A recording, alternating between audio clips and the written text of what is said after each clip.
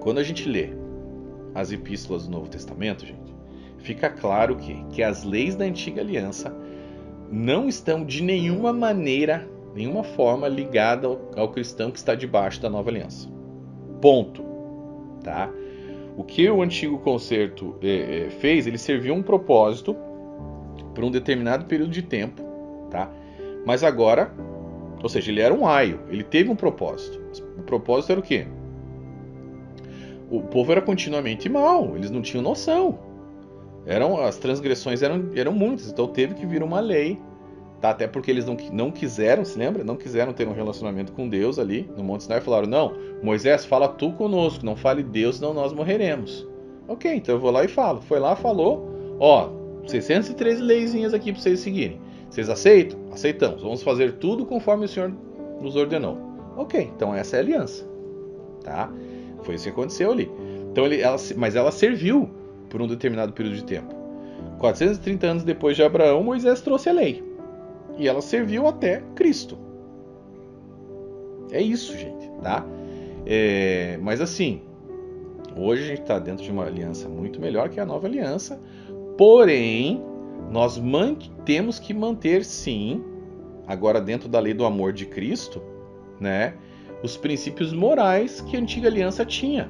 E eles estão agora elevados, como a gente já falou diversas vezes. E eles são administrados agora de maneira completamente diferente do que era feito na antiga aliança. O que Deus quer agora? Ele se importa com o conteúdo, não com a forma. Ele se importa com o relacionamento, não com as regrinhas, né? E além disso também, obviamente, os sinais todos mudaram. Na nova aliança agora os sinais são outros. Então agora a atenção não está em cima de símbolos, de sombras, como era antes, né? Mas sim na realidade que chegou, a realidade que é Jesus. Ele já veio, preencheu essas sombras aí. Então não existe mais aquelas longas listas de regrinhas de não podes, né?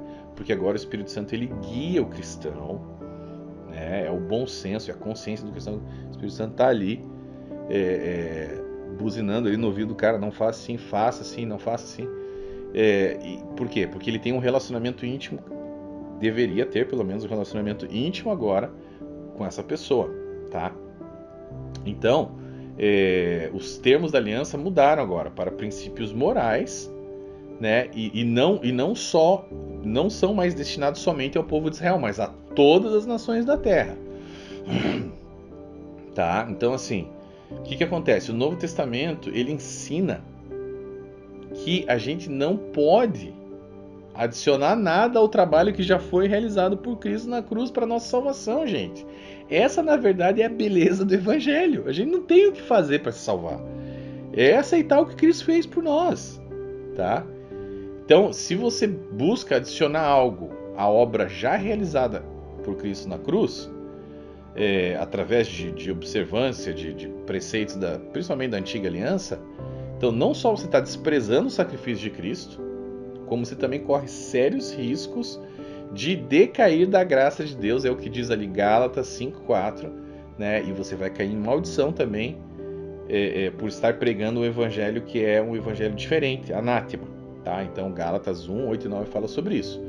E todo aquele que se coloca debaixo de uma lei, nesse caso o sábado, né, da antiga aliança, ele se coloca debaixo de todas as outras 613 leis da Torá e deve segui-las à risca.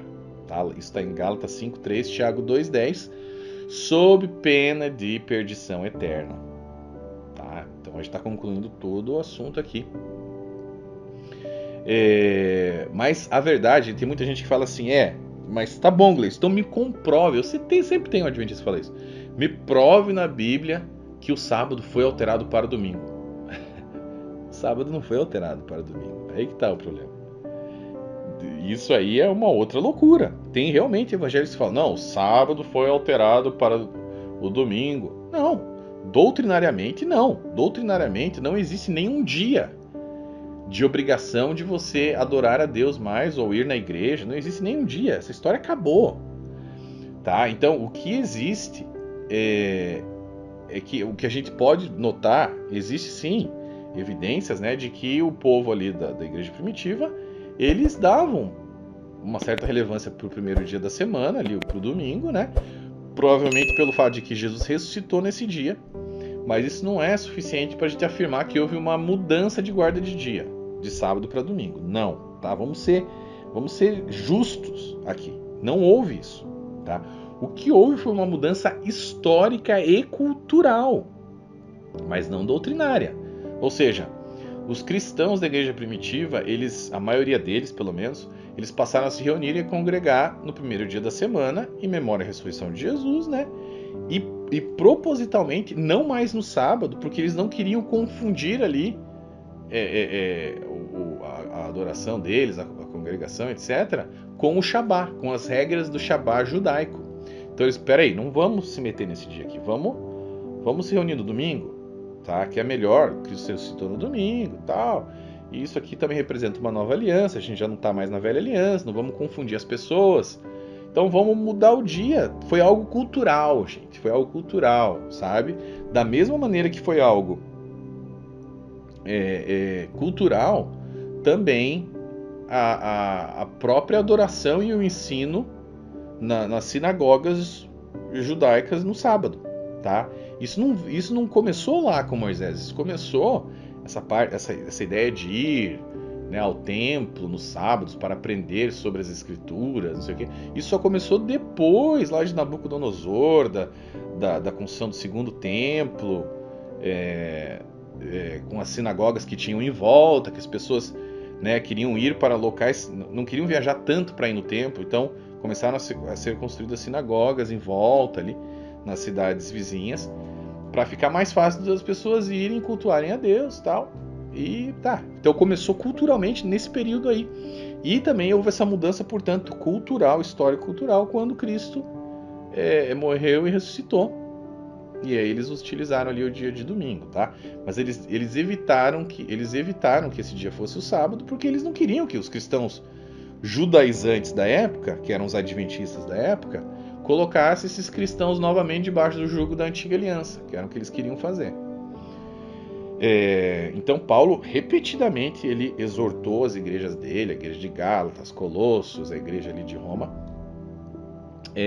contra esse tipo de cristão judaizante que tentava influenciar eles de uma maneira completamente negativa, uma influência maldita que eles tinham ali, tá? Então, assim, na verdade, essa ideia de guarda de dias não existe mais na Nova Aliança. Esquece isso, não tem mais guarda de dias, tá? Então, ninguém guarda o domingo. Ninguém, quer dizer, deve ter um ou outro doido que tenta guardar o domingo. Não tô falando, quando você fala ninguém, ó lá, mas eu conheço um cara. Tem que falar, né, pra todo mundo, porque senão tem sempre o bobão que leva ao pé da letra. Eu tô falando o seguinte, a maioria esmagadora das pessoas não guardam o domingo, eles vão à igreja aos domingos. Porque eles entenderam. Ou muitos também não entenderam por quê, mas fazem corretamente mesmo sem saber o porquê. Eles vão na igreja no domingo, congregam, recebem a palavra, vão embora para casa e continua a vida, tá? O ideal, porém, é o quê? É você ter um relacionamento todos os dias, né? Ou o máximo de dias possível durante a semana, na tua casa, em oração, e daí no domingo simplesmente se reunir com os amigos, com os irmãos de fé. É isso. Tá?